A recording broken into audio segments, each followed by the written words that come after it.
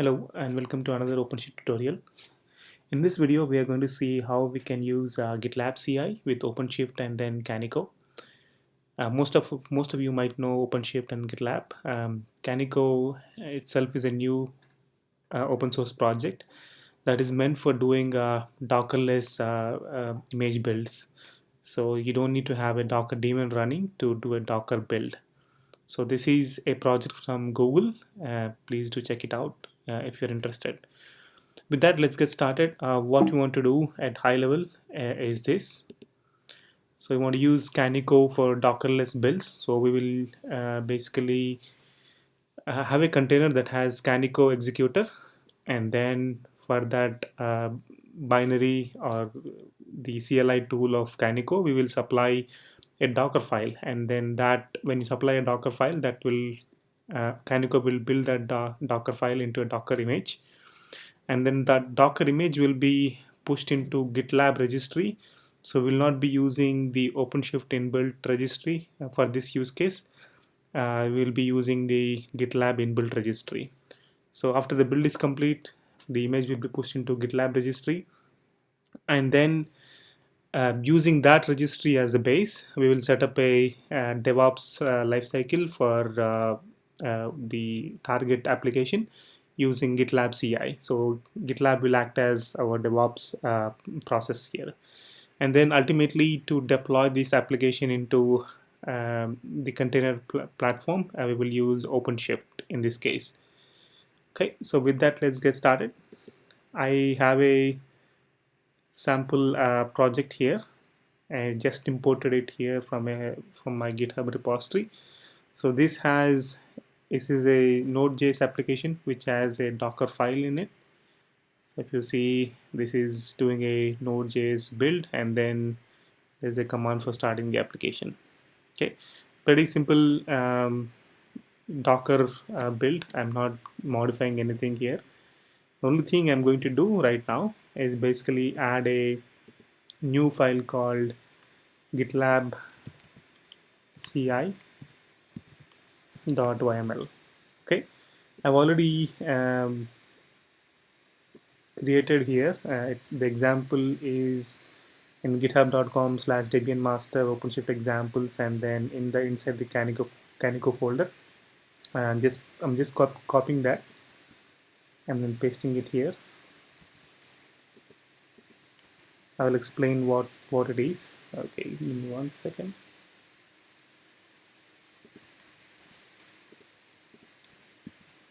Okay, so let me save this, and then I'll get back in a second.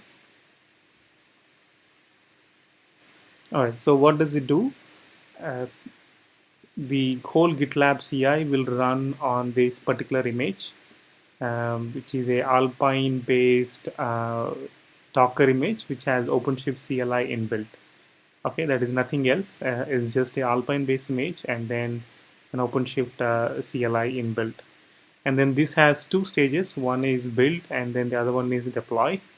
If you look at this, the stage is build here, and the stage is deploy here. This is a pretty simple pipeline. It is not covering a lot of aspects. What I wanted to show is only the Kaniko part of it. So that's why I'm not focusing really on the DevOps process here. It's mostly how you can use Kaniko and then OpenShift to deploy the Docker image. Okay, so with that, so we have two stages. One is build and then the deploy. And then in build, what we're doing is we're not using the OpenShift CLI based image now. We are only for this stage, we are using Kaniko image. So in Kaniko project, there is an image called executor, and this is responsible for doing the Docker daemonless build. Okay, so how does it do? Obviously, it has to build and then push to the inbuilt inbuilt Docker registry of GitLab. So it needs some kind of authentication system established already. So I'm using these variables here, CI registry and then CI registry user and then CI registry password. these three variables will be passed when the pipeline runs, so that those are the variables that I will set it up as a global variables, so they will be available for the CI process itself. Okay, and then we are exporting that into the home directory .docker config.json. This might be very familiar to you. When you do a Docker login, the credentials are typically stored in the home directory .docker folder and then config.json. So I'm trying to simulate the same thing here. The reason is when Kaniko wants to push the image, it will use these credentials. Okay, so these are essentially the internal GitLab registry credentials. There might be better ways of applying this. I'm not aware. This is what I found as easiest one.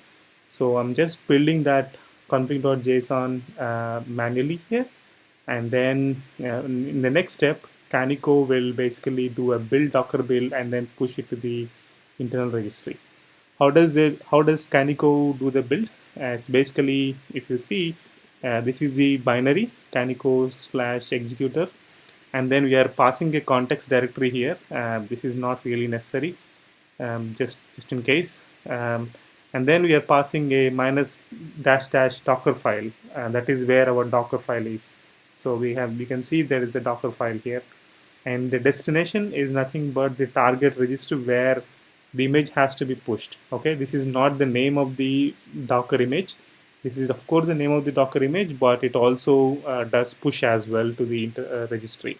Typically in a Docker build, you'll only see that a Docker image is built, but it will not be pushed until you do a Docker push. But in case of Kaniko, if you put dash dash destination, that gets pushed to the destination registry as well. Okay, so this CI registry image is by default supplied by the GitLab build system itself. So there is no need for us to figure out the names and all. So if we just use the CI registry image and the commit reference or pipeline ID, whatever you want, this will be the whole URL of the Docker image. Okay, so this is what the build does. As of now, you can see I put a dot here. That means it is commented.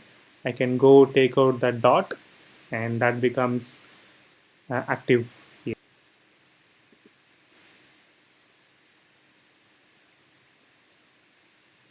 That is quite slow for me. Give it a couple of seconds.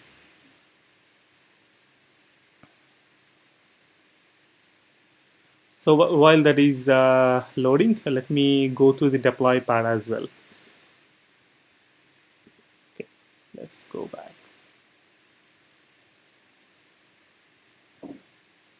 GitLab is pretty slow. I don't know why.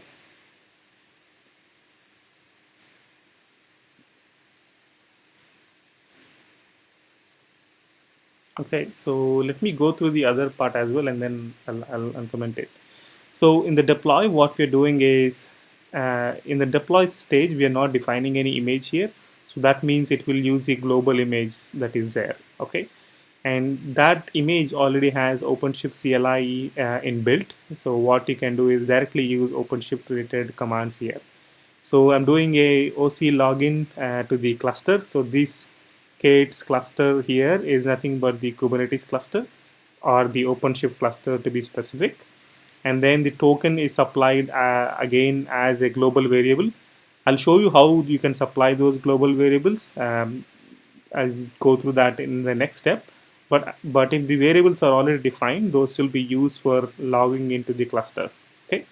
Once the cluster login is complete, we are going to switch to the project namespace, and then again I'm doing some similar Docker registry secret here so that the OpenShift CLI can go and talk to that registry, the GitLab registry, and then deploy the application. Okay, so I'm creating a GitLab registry secret here using this for this file. Again, like I said, there might be a better way of doing this. As of now, this is the only way I found it easy.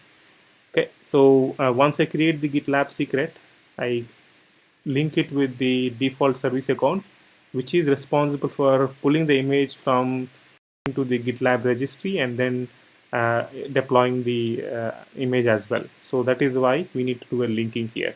And then for pull means this secret is meant for pulling the Docker image. And then I'm just doing a cleanup first. If there is anything pending there, I can just go clean up and then deploy the application like you see OC run and then image and then the image name here. So this name and this name should be same, and then I'm targeting that in that the name of the application is similar to the project name. Okay, so with that, let me show you how you can add the CI registry user and then CI registry global variables. Okay, so in the settings here, if you go to CI/CD,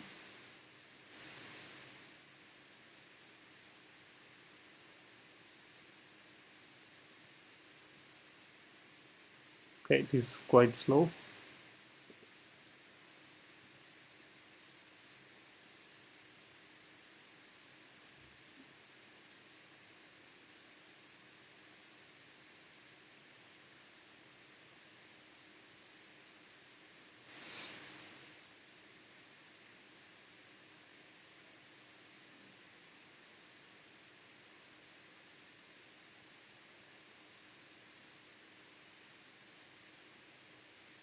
Okay, and in this, typically, if you see under this variable section, you can just click on this settings and then CI/CD submenu like here, and then you will land upon this page. And then if you click on the expand here, you can put all those variables right here. Okay, so the CI registry URL, CI registry token, and then as well as the OpenShift cluster related address, and then also token. All these global variables you can put it here in this section, and this will be available during the pipeline process. So since I don't want to reveal my secrets, I'm going to turn off the recording for a second and then come back in a second. So I have set my variables right now. Let me explain a bit about these variables. So this the first variable that you see is the CI registry password. Typically, you can use a deploy token and then give appropriate permissions to give this you can use the deploy token as a CI registry password, but you can also use whatever GitLab password that you have. You can put that GitLab password right there, and then that will be acting as your registry password. And then the CI registry user is basically your username for GitLab.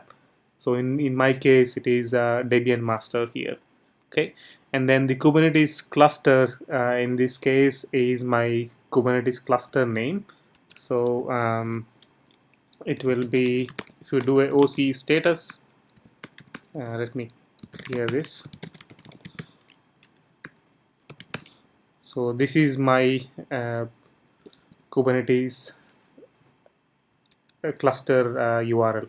Okay, and then the Kubernetes token, you can use your token, like if you do OCUMI -t, that will give a token, and that token will act as your Kubernetes token here. If you want a non-expiring token, what you can do is give appropriate permissions to a service account inside Kubernetes, and then you can use that service account token as the token for this Kubernetes cluster here. Okay, so it doesn't need a username, it just needs a token. Okay, so the token itself is having all the details inside it. So how do you get a Kubernetes service account token?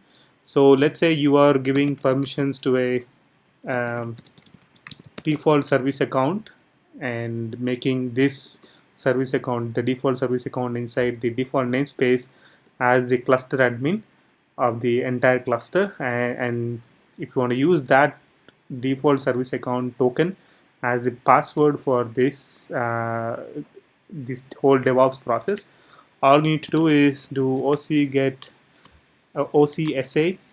get token, and then give the service account name and the project here. Okay, so that will basically give you a token output, and then that token you can copy and paste it here. Okay, so that's all it needs. So I'm going to save these variables and then go back to my files here. So I've already created the GitLab CI. Okay, so this should automatically start all the process, but I'm going to manually kick it off because before there was no variables.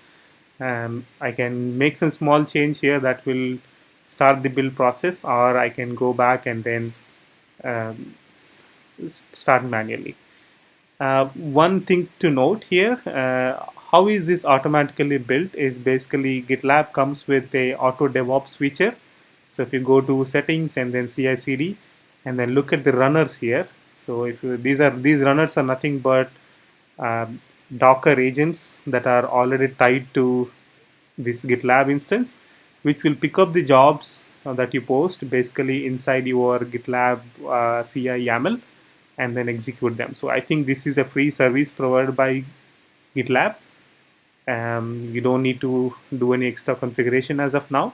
But if you want to use your own runners, you can definitely use this tokens and then the URL and then configure your own runner here. Okay. So with that, let's go and make a small modification. So I'm going to the GitLab CI here and edit, and then uncomment this so that the build process will kick off. And then also I'll comment this for now because there is no CI project there, and then there is nothing to delete. It might just complain. I can just go create this project manually first so that things won't fail. So I'm just going to say OC new project, and then project name is welcome one. Okay, so that this OC project switch will happen without any problem. Okay, so with that, let's get started. I'm going to save this and then see how it goes. So when I commit this, you can see automatically a pipeline is kicked off, and then okay, so it should not be having this pipeline. This is not the pipeline that we defined. GitLab has a inbuilt pipeline that usually gets kicked off.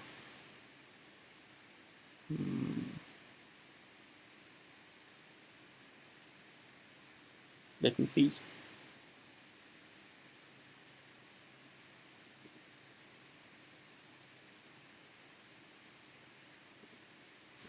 I'm going to double check the name.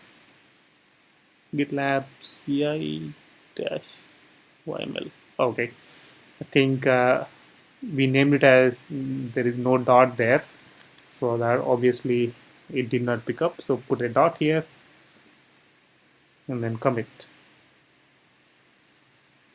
Okay, now it should run the newer pipeline. So let's go and take a look. We can cancel the old one. You can see it picked up the new ones. So we have defined two stages. One is build and then deploy. You can see the build is going on right now. So what it does is basically pull the Kaniko image and then do a Docker build on top of it. So you can see the Docker build is happening right now. Once the build is complete, it is going to be pushed into the internal GitLab registry. So the push is directly happening right now. So you can see it is getting pushed into registry.gitlab.com/org and then whatever project that we have. Okay, so if you want to see whether it is completed successfully or not, you can go to uh, GitLab registry link here, and then you can see the project here. Okay, so you can see it happened 1 minute back. All right, so looks like there is some discrepancy here. It should be : master, but we can fix it. and that should be fine. Now let's go back to the other pipeline. So see, the build is complete. It pushed into the internal Git registry. Now it is doing a deployment activity. So let's see how the deployment activity is going on. So you can see the login is complete, OC login, and then after that a project is the project switch happened, and then it created a Docker registry token, and then sorry, this is just a file, and then that file is applied to the secret, and that secret is linked with the default service account for pulling the image, and then we are deploying a uh, Docker image using the OC run command. Okay, now if we take a look, it should give you the application should get deployed. Okay, so let me see OC get deployed. Now you can see there is a Node.js dash welcome application should be deployed right now. Okay, deploy. There should be just a pod because we used OC run, and there is only one pod. So you can see a Node.js pod is running, and that is the source of this Node.js pod is nothing but the registry here. Okay, so this registry. If you want to verify, you can do a describe,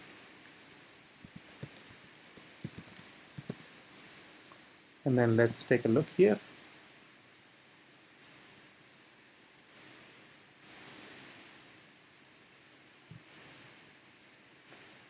.gitlab.com/node.js welcome master. Okay, so this is how you can basically use Kaniko as for your build process, and then GitLab for your CI/CD process, and then OpenShift for deploying the applications as containers. Let me know if you would like to see more of these videos in the comments section, so that I can prioritize my next videos. Thank you very much.